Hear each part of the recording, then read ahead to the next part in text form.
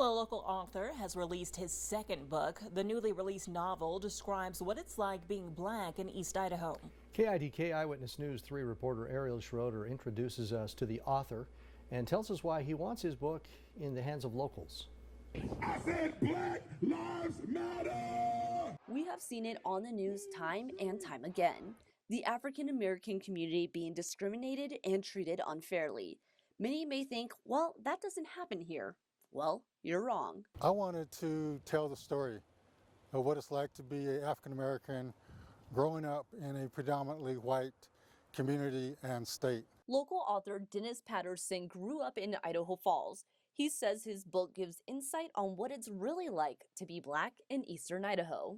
I want them to take away a better understanding of what racism, discrimination, and white privilege is, and what it feels like if you're the one being discriminated against. Although Patterson has been able to retire, previously working at the Idaho National Laboratory and being able to make a good life for himself, he says life wasn't always easy here. This book is about me growing up right next door to this church as a young boy, living right here on this hill. The hill that Patterson says used to be referred to as an N-word, something that may shock people. But Patterson says these are facts that people will find in his book. Growing up in Idaho, one of the things I keep hearing is there's no discrimination here. And I ask why, and they say they've never seen it. I'm giving them a chance to see it. I'm also giving them a chance to feel it. But what about now? In the midst of racial riots across the country, people may wonder if this is still an issue now.